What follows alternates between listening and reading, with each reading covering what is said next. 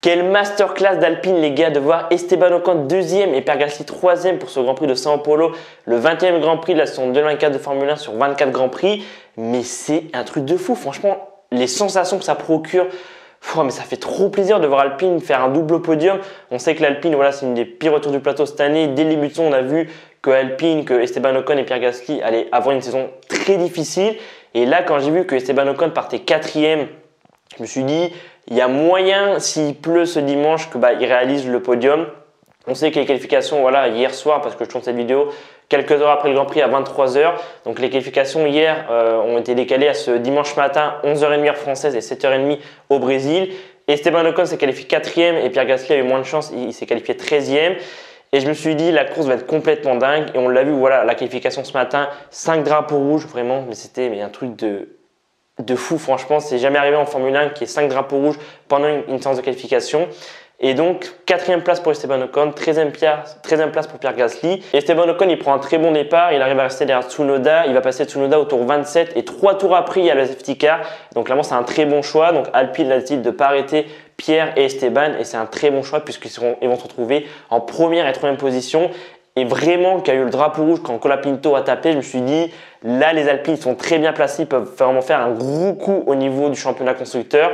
Et je me suis dit, si Esteban gagne, mais je vais péter un câble. Bon, malheureusement, Verstappen est passé à la reprise au tour 43. Mais ça reste quand même un très bon résultat pour Esteban Ocon et Pierre Gasly, pour Alpine tout simplement. Parce que là, ils marquent 35 points sur l'ensemble de week-end, donc 33 points avec donc la 2e place et la 3e place de Pierre et Esteban pour cette course principale. Et ensuite, hier à la course sprint, Pierre Gasly a marqué 2 points puisqu'il a fini 7e de la course sprint. Donc ça fait 35 points sur l'ensemble de week-end. Et du coup, ils étaient 9e au classement constructeur. Et là, vraiment, c'est une grosse opération pour Alpine puisqu'ils passent de la 9e à la 6e place. Ils ont actuellement 49 points, As à 46 points et Racing Bulls à 44 points.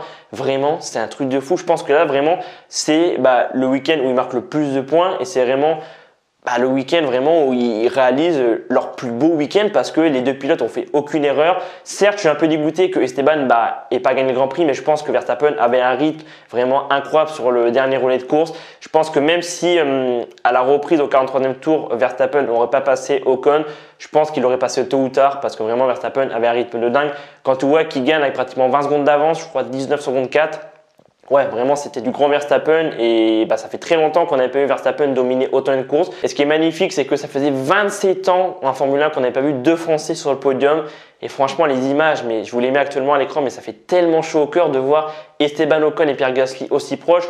On sait que voilà, ils sont pas hyper amis, que voilà, ils ont eu un peu des moments de tension et tout, et que voilà, on sait qu'ils sont pas hyper potes dans la Formule 1. Mais voilà, ils ont vraiment fait un Grand Prix de fou, ils ont fait aucune erreur. Je suis vraiment hyper content personnellement pour Alpine parce qu'on sait que voilà, cet été, Bruno Famin a été viré, c'est Oliver Hawk qui a pris sa place en tant que team principal. Briatore est revenu aussi chez Alpine. Et voilà, on sent que ça se remet un peu en place, il y a une restructuration chez l'écurie Alpine. On sait quoi, depuis 2-3 ans, il y a eu pas mal de changements. Que voilà, au niveau des teams principales, au niveau des directeurs d'équipe, il y a eu pas mal de changements et tout, et ça a un peu déstabilisé l'écurie. On sait que le moteur Renault est abandonné en 2026, normalement ils auront un moteur Mercedes, donc voilà, ça va être vraiment très bizarre, ça ne sera plus vraiment à 100% l'écurie française. En tout cas, ça fait plaisir de voir l'écurie briller. Ils ont vraiment fait une course magnifique. Ils ont pris la bonne décision de ne pas s'arrêter pendant un virtual safety car. Ensuite, Esteban et Pierre ont fait une course magnifique, pas d'erreur. Ils ont vraiment bien géré la course et au final, ça fait 33 points et 35 au total avec la 7e place de Pierre Gasly en course au sprint le samedi. Donc franchement, on espère que dans le futur, ça sera pareil. Alors, Esteban Ocon part chez As l'année prochaine. Pierre Gasly lui reste chez Alpine pour 2025 du moins. Et ouais, vraiment, j'ai hâte de voir ce que ça l'année prochaine. J'espère que la voiture sera peut-être un peu plus performante. On sait que les moteurs sont gelés, donc le moteur Renault ne pourra pas évoluer l'année prochaine. Mais en tout cas, je pense que ça va vraiment motiver les troupes alpines là, pour les 3 prochains Grands Prix.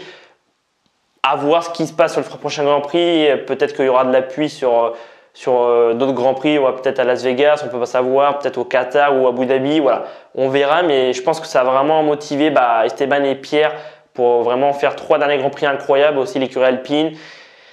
Et maintenant, on verra ce que ça donnera pour Alpine dans le futur. Verstappen reprend donc pas mal de points à Norris et du coup au classement pilote, il y a 62 points d'écart entre Verstappen et Norris. Je pense que là, on peut dire que c'est complètement mort pour Norris. C'était déjà très difficile parce qu'on sait que Verstappen, voilà, il est rentré dans l'esprit de Norris, c'est un tueur au niveau du championnat. Enfin, vraiment, il arrive à rentrer dans la tête de pas mal de pilotes et que vraiment, quand il est en première place, c'est très dur d'aller le battre. Norris, je pense que c'est vraiment la première année où il se bat pour le titre. Et malheureusement, je pense qu'il n'a pas la force mentale que Verstappen a. On sait que voilà, Verstappen, il s'est battu avec Hamilton, qui est 7 fois champion du monde. Et il sait ce que ça fait d'avoir un rival au championnat. Et je pense que Norris, voilà, il fait trop d'erreurs. On l'a vu encore ce week-end, voilà, enfin aujourd'hui lors de la course principale tout à l'heure. Voilà, il est 5e, à la reprise au 43e tour, il fait une faute, il repart 7e et malheureusement, ça lui fait perdre beaucoup de temps parce que Piastri doit le laisser repasser et ensuite il n'a pas le rythme pour aller chercher Leclerc. Donc ouais, je pense que là on peut dire c'est fini. Si voilà, dans 15 jours, Verstappen finit devant Norris, Verstappen sera champion pour la 4e fois de l'histoire en Formule 1 et je pense que Norris, on verra ce que ça donne l'année prochaine, mais je pense que Piastri l'année prochaine sera encore plus à l'aise. On sait qu'Hamilton lâche Ferrari. Est-ce que la Ferrari aura la capacité pour se battre pour le titre? Voilà, on ne peut pas savoir encore, mais c'est vrai que 62 points d'écart, je pense que déjà 44 points, ça paraissait très difficile parce qu'il fallait que Verstappen termine à tout prix derrière Norris, que Norris gagne à chaque fois. Au niveau du constructeur, par contre, ça va être hyper intense, je pense, jusqu'au Grand Prix d'Abu Dhabi, puisque McLaren est toujours en tête avec 593 points. Ils ont 36 points d'avance sur Ferrari qui a donc 557 points. Et on a Red Bull qui a 544 points, donc qui a 49 points de retard sur McLaren. Et Red Bull et Ferrari, donc Red Bull est à 13 points d'écart de Ferrari. Voilà, ce week-end, ça a été un peu bordélique puisque Sainz a accroché la voiture en qualification mais aussi en course. Perez a fini en dehors des points. Voilà, on n'a que Norris et Piastri qui terminent chez McLaren dans les points. Chez Ferrari, on n'a qu'une voiture, Leclerc dans les points. Et chez Red Bull, c'est pareil. Donc c'est vraiment McLaren qui a fait une grosse opération ce week-end. Red Bull a un peu réduit l'écart sur Ferrari. Mais ouais, ça va vraiment être hyper serré jusqu'en fin d'année. Je pense personnellement que McLaren vont être bien sur les 3 derniers Grands Prix. Je pense que Las Vegas, Qatar et Abu Dhabi vont être bien. On sait que Sainz, il a dit qu'au Qatar, Ferrari allait être un peu en difficulté, donc il faudra voir ce que ça va donner au Qatar. Mais souvent, ils disent des trucs et rendu sur la piste, la voiture marche bien, donc on verra.